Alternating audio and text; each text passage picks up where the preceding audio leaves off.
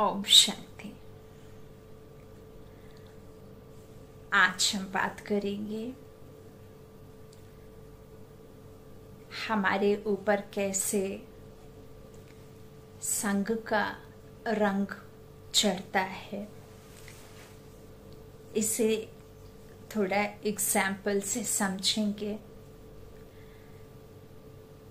जब एक बच्चा छोटा होता है तब वह अपने पिता को देख देख कर उसके बोलने का ढंग, उसके चलने का ढंग, उठने बैठने का ढंग स्वतः ही अपने पेरेंट्स के साथ रहकर सीख जाता है। अपनी माँ से बच्ची अपने आप अपनी माँ की जो भी एक्टिविटी है उनको अपने आप ही देख देख करके सीख लेती है। उसे बिठा बिठा करके, ऐसा नहीं कि बिठा करके मुंह को पकड़ पकड़ करके सिखाना पड़ता है कि आपको ऐसे ऐसे मूवमेंट करके, ओम शांति, ऐसे मूवमेंट करके आपको बात करना है या ऐसे मुंह खोलना है या वैसे मुंह खोलना। इस तरह से कोई भी नहीं बताता है।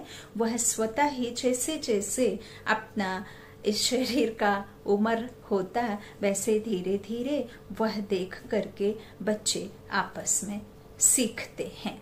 तो यही माता पिता का संग का रंग अर्थात माता पिता के संस्कारों को बच्चा स्वतः ही सीखता। और बच्चा जैसे ही घर में जन्म लेता उसे वारिस कहा जाता, अर्थात बाप की प्रॉपर्टी का हकदार बच्चा स्वतः ही हो जाता। उसे ऐसा कोई कहता नहीं कि जो तुमको मांगना पड़े या छीनना पड़े, इस तरह से नहीं होता। तो ये चीजें होती हैं अपने आप ही आपके ऊपर में ट्रांसफर हो जाना, अपने आप ही आपके ऊपर में उसका रंग चढ़ जाना। अब मान लीजिए कोई डॉक्टर के साथ में एक कंपाउंडर जो साथ में रहता है, तो वह डॉक्टर के पूरे टाइम की एक्टिविटी को देखता रहता है और वो देखते देखते उस तरह का सीख जाता है। वो कंपाउंडर भी आपने देखा होगा कि एक समय आता है जब वो अपना एक अलग से क्लिनिक जैसा खोल लेता है, जबकि उसने पढ़ाई नहीं की होती है, लेकिन ये है कि उसमें ये जरूर रहेगा कि वो एक सर्जन नहीं बन सकता, लेकिन वो एक अपना छोटा सा क्लिनिक खोल करके डॉक्टर के जैसे जरूर छोटी मोटी कोई ना कोई बातों को लेकर के बीमारी को ठीक कर सकता है। सिर्फ उस डॉक्टर के साथ रहने से इतना उसने सीख लिया। उस डॉक्टर का रंग उसके ऊपर चढ़ा, उसने उसे देख करके ऐसा सीख लिया। ऐसा ही कोई इंजीनियर के साथ रहेगा तो वो उसका काम देखते रहेगा। वो भले मैथमेटिकली कुछ नहीं समझेगा, प्रैक्टिकल जो करना वो नहीं समझेगा, लेकिन देखते देखते उसके ऊपर में वो आ जाता है, असर अपने आप ही हो जाता है।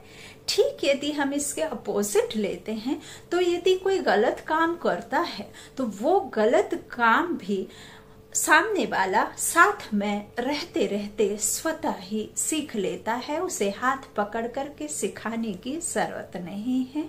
घर में भी यदि आपके घर में कुछ ना कुछ बातों से एनवायरनमेंट इस तरह से दूषित रहता है, छोटे मोटे झगड़े से या माता पिता के अंदर घर में झगड़ा होता है, तो बच्चे स्वतः ही उन चीजों को अपने में धारण कर लेते हैं। माता पिता नहीं कहते कि बच्चा मैं लड़ाई कर रहा हूँ तो तुम मेरे जैसे ही बनो या मेरे जैसे ही सीखो, और फिर हम पीछे कहते कि तुमने यह सब कहाँ से सीखा।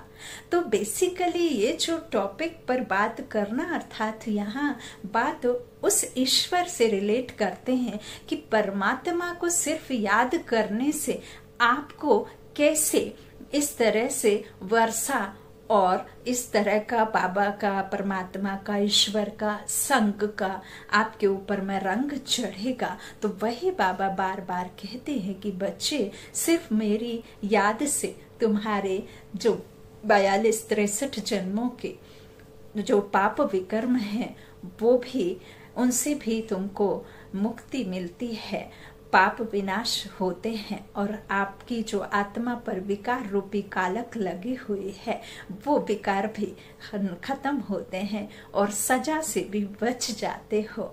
तो यह सब बाबा इसीलिए कहते हैं, ठीक वैसे ही जैसे कि हमारा शरीर रूपी माता पिता से हम स्वतः ही उनके संस्कारों के रंग में रहते स्वतः ढल जाते, वैसे ही यदि आप उस निराकारी परम पिता परमात्मा की याद में रहते, तो जो भी उस प्रेम के सागर, शांति दाता,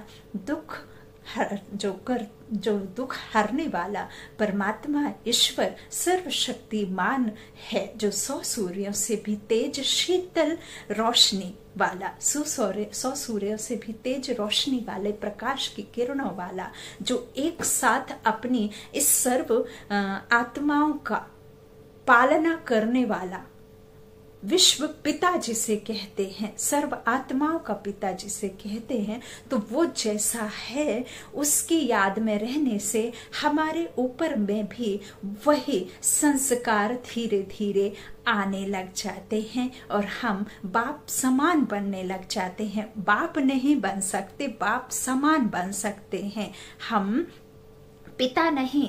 पिता के जैसे बाद में हमारा विवाह के बाद हम शादी कर बच्चे आदि होते तो बाप समान बन सकते हैं, लेकिन आप बाप की जगह में नहीं बैठ सकते, है ना, ये फर्क होता है। तो आप बाप समान बनने लग जाते हैं, उनके संस्कार, उनकी शक्तियां, उनका वर्षा के हकदार आप आत्माएं बन जाते। इसीलिए बाबा कहते हैं, अशरीरी होकर मुझे याद करो। अशरीरी होना अर्थात खुद को इस शरीर से न्यारा समझ, देह से डिटैच कर, मैं आत्मा अलग और यह जो हड्डी मांस का ये शरीर है यह अलग।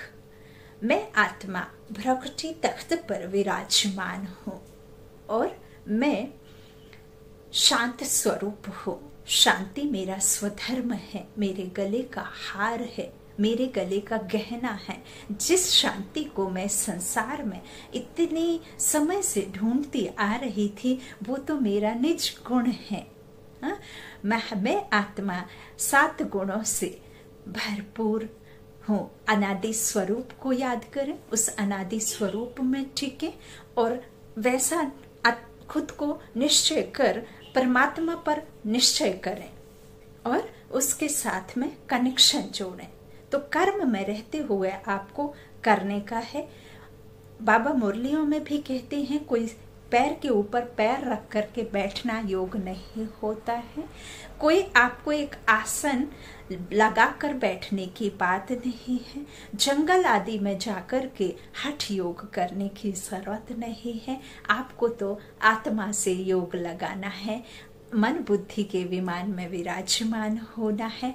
जो आपकी आत्मा तिरछी हुई है, आत्मा जो विकारों से भरपूर हुई है, ना कि शरीर को सीधा करना है, आपकी आत्मा को सीधा करना है। तो यहाँ परमात्मा हमें आत्मा के संबंध के बारे में ही बताते हैं और आत्मा की ही दुर्गति के बारे में बताते हैं कि कैसे शरीर से आत्मा इस दुर्गति में जाती, कैसे सतो रजो तमो में आती, कैसे आप इस मनुष्य सृष्टि में आदि से ड्रामा करते करते इस स्टेज में आ जाते कि आप इतने दुखी हो जाते। उसका कारण क्या है?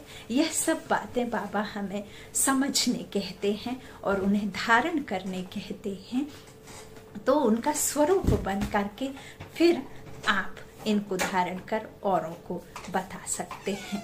बाबा ने कभी किसी से यह नहीं कहा है। बाबा रोज आए दिन मुरली में कहते हैं कि बच्चे, ये योग को आप कठिन बना लेते हैं। योग, बाबा से योग लगाना कठिन नहीं है, लेकिन हम सब ने मिलकर इसे कठिन बना लिया। बाबा कहते हैं जब तक आप इस तन में हैं तभी तक मेरे पास तक आप पहुंच सकते हैं। तो शरीर लिया है तो कर्म जरूर करना पड़े, यह बात को ध्यान रखनी है और उस परमात्मा की याद में रहना है। परमात्मा